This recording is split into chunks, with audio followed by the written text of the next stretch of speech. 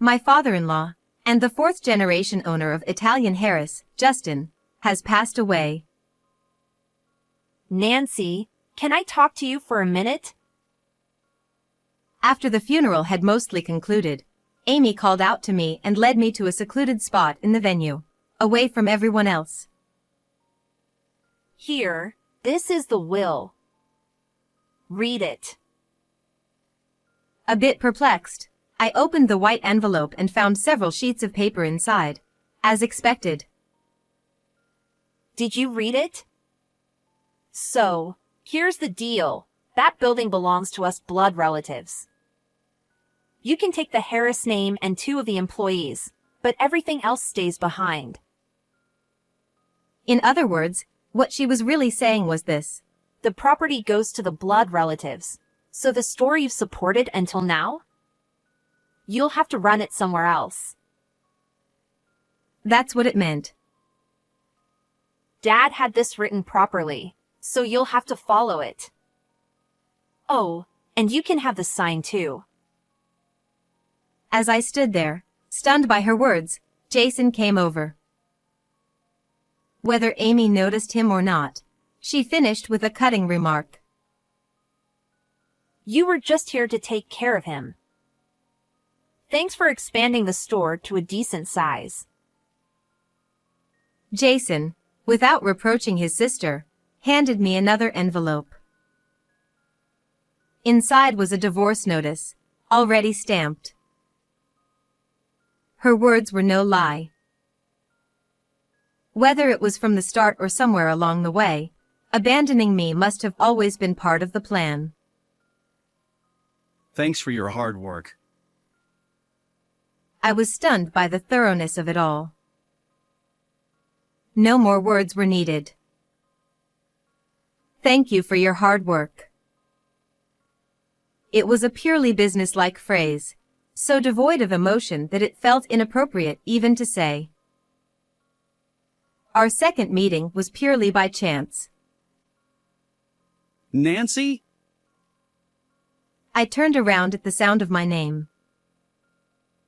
No one at my workplace ever calls me Nancy, so I was curious, and I couldn't imagine who it might be. Standing there was Jason, a senior who had been in the same seminar group with me during university. Jason? It's been a long time. I couldn't remember when we had last met. What are you doing in a place like this? Work. I had some business to take care of here. It's been almost 10 years since I started working. Which also means it's been that long since I've eaten that pasta. Jason's family owns a long-standing Italian restaurant, and back in our student days, he often invited me there to eat. How's your family? Are they all doing well? I guess they're fine. I haven't been home recently, so I'm not sure. His vague response made me feel a little uneasy. Now that he mentioned it, what was he doing here?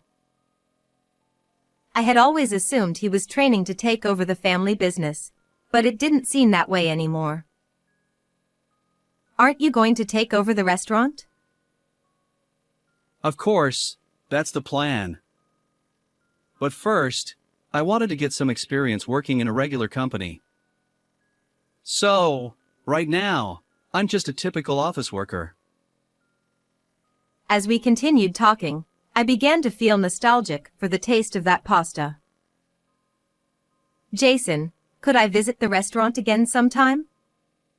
I've been craving that food. Of course! I'll go with you, too. It's been a while since I've shown my face there, and who knows what they'll say if I don't. And with that, we made a promise. Even after 10 years, the restaurant hadn't changed a bit. The grand, dignified signboard was still there. Inside, I saw the familiar faces of Justin, the silent and stern head chef, and Lauren, who always supported him. In the back of the restaurant, there were certificates and the framed proof of mastery that Justin had inherited from the previous generation. These, too, hadn't changed, which gave me a sense of comfort. I figured they wouldn't remember me, just one customer from long ago. But then, Lauren came up to me. Nancy, it's been a while, hasn't it? Her words made me incredibly happy. This is still as delicious as ever. Haha, thanks! It makes me happy to hear that. When are you planning to return to the restaurant? Actually, I've been thinking that it might be soon. My dad's getting older, and I've been wanting to expand the business. I'd like to help with the restaurant too. What did you say? If it's not too much trouble. I'd love to help out. I meant it from the bottom of my heart. Seeing Jason again after 10 years, the wonderful taste of that pasta, and the warm presence of Justin and Lauren, it all moved me deeply. I was serious, even if it was a momentary emotion, that I would give up everything for this. It also meant that I was willing to entrust my life to Jason. Does that mean? Yes. Please go out with me. He spoke passionately of his dreams. Once he took over the restaurant, he wanted even more people to taste that pasta. I was genuinely attracted to his determination, and eventually, we were happily married. I heard this area is going to be redeveloped soon. Really? Well, I guess it would be tough to do business around here. I overheard the conversation between two customers at their table. It wasn't clear whether it was just a rumor or the truth, but the station was indeed far, and it was hard to say we had a steady stream of customers. In any case, shortly after getting married, as I had initially told Jason, I quit my job and began working as a helper at Italian Harris. Under the warm guidance of my father-in-law Justin, a noodle craftsman, and my mother-in-law Lauren, a professional accountant, I handled everything from customer service to accounting, kitchen tasks, and cleaning. I was able to do it all thanks to the incredible support of the senior staff. I learned the basics of customer service from Brown, who was a master at it, and from Miles, who handled everything from inventory to managing the website. I learned a lot. Italian Harris was built on the excellent teamwork of these four top-notch individuals. I thought my role for the time being would be to support them. However, shortly after I started working at the restaurant, Lauren's health took a turn for the worse. I'm sorry, Nancy. I'd really like to teach you everything personally, but right now, that's going to be difficult. Please don't apologize. I'll do my best to learn quickly. Thank you. So, Jason, Amy, I'm not trying to force you, but could you both help out at the restaurant during this time? A small family meeting was taking place. Amy, my sister-in-law, is a part-time worker. I'd seen her at the restaurant a few times, but from what I'd heard, she couldn't hold down any job for long and seemed to drift from one to another. That's probably why she hadn't worked at the restaurant. In response to her mother's request, she said, I like my current job, so I can't help out right away. But don't worry about the future. I'll take care of the restaurant's management when the time comes. Jason followed her lead. I can't help out immediately either. But like Amy said, I'll come back to the restaurant someday. Lauren took in their words, and after a pause, simply said, I understand. It sounded like she had never expected much from the beginning. There had probably been similar conversations in the past. I started to realize at this point, neither of them had any intention of helping out at the restaurant right now. Jason had passionately talked about the future of the restaurant on that day. Now was the perfect opportunity, but he didn't choose it. I hadn't fully made up my mind, but something didn't sit right with me, given the inconsistency between his words and actions. Anyway, it would be embarrassing to keep relying on them forever. I quickly became part of the well-coordinated team. Yet, the feeling of unease lingered. That night, I approached Jason to talk. Why didn't you offer to help? Isn't this a chance to grow the restaurant? Then, for the first time, he said something he had never mentioned before. Honestly, I don't like how strict they are. I'm sure Amy feels the same. We're not the kind of people who put in that kind of effort. It's true that he's loose with time, promises, and pretty much everything, so it's no surprise that he clashes with Justin's strict nature. However, it's easy to imagine that without Justin's discipline, the restaurant wouldn't have lasted this long. If Jason completely rejects that, expanding the restaurant isn't even a conversation worth having. So, when do you plan to get involved? Probably when Dad retires. Does he understand how late that would be? I tried to persuade him for about an hour, but I didn't feel like I made any progress. After working at Italian Harris's for a few months, I realized something. Justin is truly a quiet man who barely speaks. The only time I heard his voice was when he called out orders like tomato pasta or margarita. His constant silence made him seem perpetually grumpy, and I couldn't help but feel uneasy around him. But it was Brown and Miles who helped me through it. Don't worry. The boss isn't mad. He rarely gets angry. Honestly, I think he likes you. He's a lot scarier with me. He's much softer around you, Nancy. They constantly reassured me. And when Lauren was feeling well, she would teach me how to manage the business step by step. Nancy, you're picking things up fast. I think it's thanks to my previous job. And, of course, Lauren has been so thorough in her guidance. You say the sweetest things. Thankfully, because I used to work in accounting, I easily picked up on the terms, and Lauren was a great teacher. I could really feel myself growing. But that environment didn't last long. Lauren's condition worsened, and Justin developed osteoarthritis in his right knee. At this rate, the restaurant's future was in jeopardy. So, Brown, Miles, and I decided to discuss the possibility of asking Jason and Amy to help again. So, Jason, Amy, can you help us out? We need your support. I'm asking, too. At this rate, the restaurant could go under any day now, and neither Brown nor I want that. I'm sure you don't either.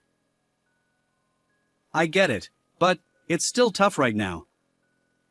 I promise, I'll take over eventually. Does he realize how much he needs to learn before then? Once again, he gave a vague excuse and dodged any commitment. And then, Amy dropped this bombshell. I'm busy with work, so I'll leave Mom's care to you. She essentially handed off the responsibility to me, leaving me to juggle the restaurant's management and my mother-in-law's care. What are you talking about? I'm not saying you have to take care of your own mother, but you're seriously going to dump all of that on your sister-in-law? I don't have a choice. I'm busy. And besides, Nancy's been around her longer. She can handle it, right? Miles was too stunned to even respond. You've got to be kidding me. From past experience, we knew it was pointless to argue with the two of them any further. So, we focused on keeping the restaurant running as best we could. As for me, I didn't mind caring for my mother-in-law. I saw it as a chance to give back, even if only a little. But despite my efforts, Lauren passed away. I couldn't stop crying, wondering if I had repaid her enough for all she had done for me. After her death, Justin's physical and mental health took a nosedive. He struggled even to walk most days. It was no surprise, having lost his partner both in life and work. And so, I took over Lauren's role, managing the financial side of Italian Harris. Then, it seemed like Jason finally decided it was time to step up. Dad can't move anymore.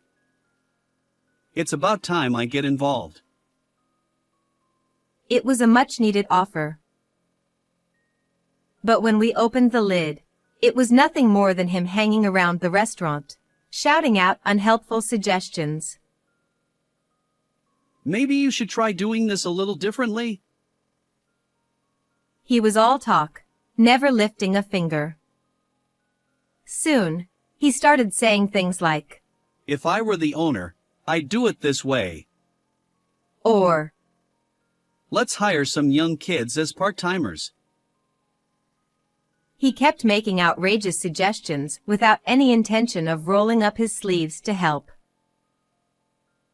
The atmosphere only worsened because he neither made noodles nor seemed to have any desire to keep the restaurant running. Before long, Amy started showing up more frequently too, and there was even a hint of mockery in the way she looked at the three of us, working desperately. I remembered something Jason had once told me.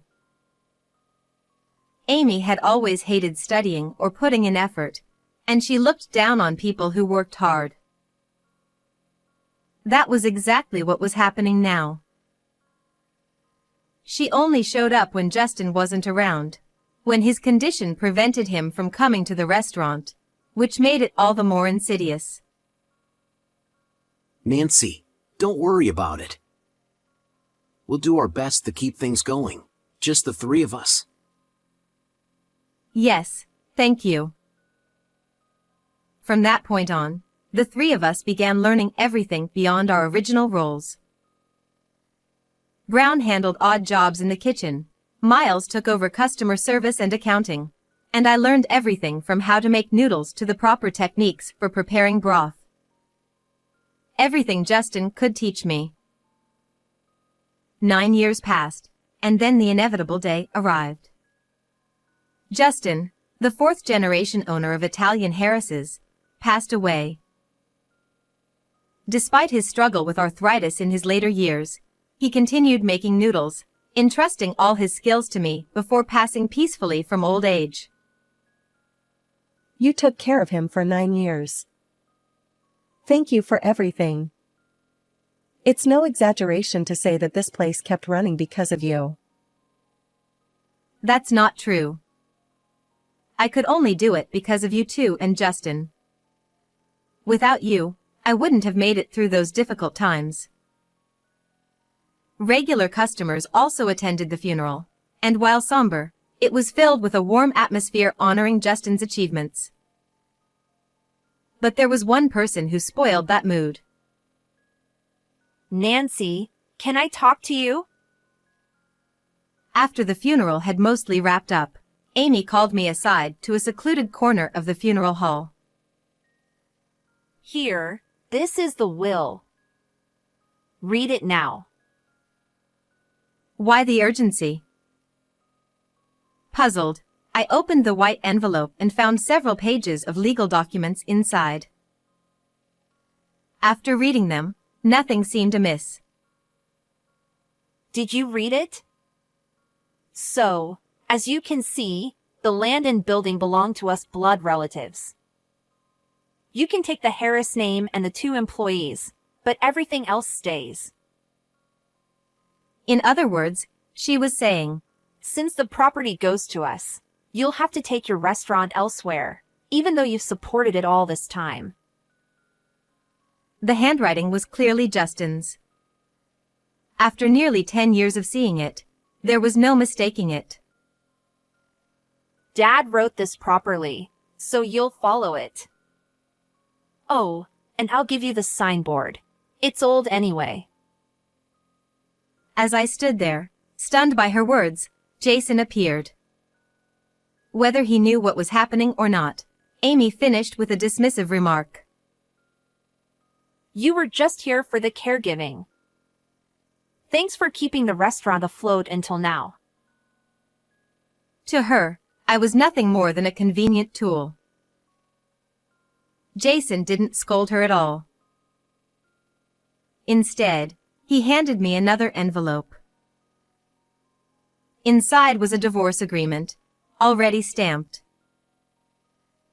Her words weren't lies.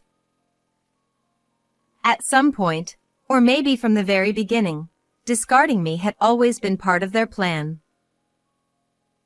It's over now. Thanks for your hard work. I was only slightly surprised at how thorough their plan had been.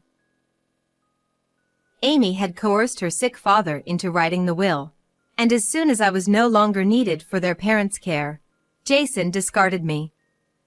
They had prepared for this day. There was nothing left to say. Thank you for your hard work. It was a cold, professional response, devoid of any emotion. Barely appropriate for the situation.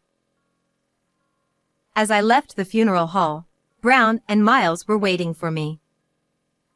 My senior colleagues who had truly shared in both the hardships and joys of these last 9 years. What did she say? She told me they're leaving us the name and the signboard. It's clearly stated in the will. I see. It's been a long road, but first things first. Congratulations, Nancy. Thank you. It was about 5 years ago that we officially learned the neighborhood where Italian Harris's was located would undergo redevelopment. The rumors we'd heard back then had turned out to be true. The centerpiece of the redevelopment was, of course, a massive new station building. No other structure in the area could compare. And the new Italian Harris's was set to open in the best spot within that building. I had learned this directly from Justin before he passed. We're moving the restaurant. What? Moving? Where? To that new station building, or whatever they're calling it. Miles will handle the paperwork and all the complicated stuff. Your job is to focus on running Harris there. Wait, Justin, what about you? I'm old. Whether I'm alive or not when the time comes, I'll be stepping back. I'm leaving it all to you. To me? What about Jason? You know he and Amy don't care.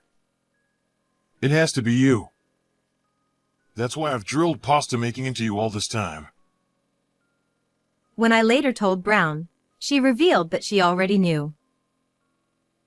Apparently, the owner of the upcoming station building had been a regular customer at Harris and had personally invited us to open there. Naturally, Jason and Amy had no clue, which is why on that day, they thought they were cutting ties with the foolishly hardworking sister-in-law by showing me the will. But reality was different. That's why Justin had left me with only 2 things: the name Harris and the signboard. Though there was a tinge of sadness, The relaunch of Italian Harris's didn't require the land or the building. The new location's opening was a great success. Whether it was because we had announced the move on the website and at the old storefront, or simply because of the new station building's buzz, we had a steady stream of customers. At a prominent spot in the brand new restaurant, the signboard and my certificate of mastery were proudly displayed. I had finally become the 5th owner of Italian Harris's. However, there were some people who were not pleased with that. On the busy first day, the phone rang incessantly. I need to talk to you. I don't. I'm busy, so I'm hanging up. Wait! We have a right to that space too, don't we? We're his actual children, after all. I immediately knew this was going to be a hassle. Fortunately, I could already guess what he wanted, so I decided to nip it in the bud. Fine, I'll set up a meeting with the owner here and we'll talk things out with the 3 of us. Make sure you're satisfied with that. Goodbye. I had every legal right to be there, and I wasn't about to let that go to waste. A few days later, the 5 of us, Miles, Jason, Amy, the owner, and I, gathered for the meeting. Jason's argument was straightforward. Since the restaurant originally belonged to our father, we should have the right to open a shop in the station building too. What shocked me even more was Amy's claim. They stole the Harris name and sign. The sheer audacity left me embarrassed on their behalf, considering they were no longer family. In response, the owner remained calm and firm. After all, he was the one who had personally invited Harris to the new building and had a contract with Justin before he passed. I, too, received a copy of the will, which clearly states that Nancy is the rightful successor of Harris. As per the contract terms for leasing this space, the tenant must meet 4 conditions: being a certified master, having run the business in practice, being able to replicate Justin's flavors, and holding the rights to the Harris name. Unfortunately, none of these apply to you. After hearing this, Jason and Amy went silent, unable to continue their claims. If there are no further objections, we'll end the meeting here. I appreciate your time, Harris, especially during such a busy period. Sometime after that meeting, I began hearing rumors about the old restaurant. What happened to the old Harris location? It's turned into some strange new place. It turns out Jason and Amy had rebranded and reopened the restaurant. However, due to the station building's success and other factors, their business quickly fell into trouble. Brown, who always seemed to be in the know, filled me in on the details. Their business isn't doing well. Is that so? Though I responded politely, I wasn't surprised at all. Jason had only ever been a company employee, so his knowledge of business management was close to zero. But the real disaster was Amy. Apparently, she believed that once she became the owner, she could dump all the work on the employees and make money without lifting a finger. That attitude backfired spectacularly. Keeping the Italian restaurant's original foundation, she constantly changed the concept, interior, and even the business strategy, racking up debt in the process. By the time she realized she wasn't fit to run a business and stepped down, all that was left was an enormous amount of debt. So, what happened to them now? I asked. From what I hear, Amy's turned to alcohol and isn't herself anymore. Jason quit his corporate job and is trying to run the business himself to fix everything, but I don't see how that's going to work out. There you two are. Miles approached us, looking tired, and unusually began to vent a little. The website's been attacked by trolls, and it's turning into a real hassle. Do you two have any idea who might be behind this? If we're talking suspects, well, it's obvious. Yeah, there's only one person it could be. I figured.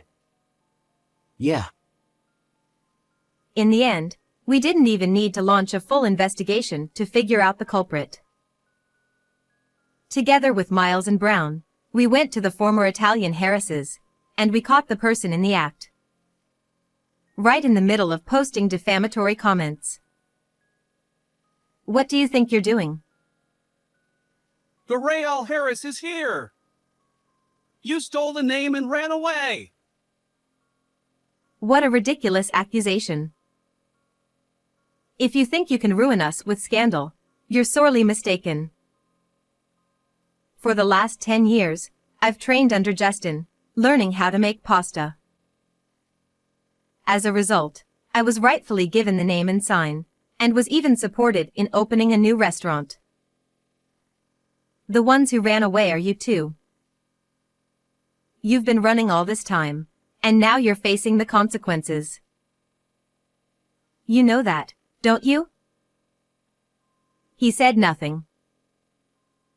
Also, I've already informed the owner about this. Whether it's defamation or obstruction of business, I'm not sure, but you will be sued. Prepare yourself. As I was casually scrolling through the internet, a headline caught my eye. It was written by the reporter who had visited the restaurant the other day, and, as expected, it was about the former Italian Harris's. In the end, their shop had to close, and no one knows what became of them afterward. Meanwhile, our rightful Italian Harris's continues to perform excellently, not just at the start but even now, with steady sales long after the opening. Not only have the numbers been good, but the quality has remained consistent. But we can't afford to rest on our laurels. As the location has changed, so too must we continue to evolve to meet the new demands of this environment. I have no intention of expanding the business, but I will keep striving to reach the highest levels I can, day by day. I swore that to the sign. How did you like today's story? Don't forget to subscribe to the channel. I'll see you in the next video.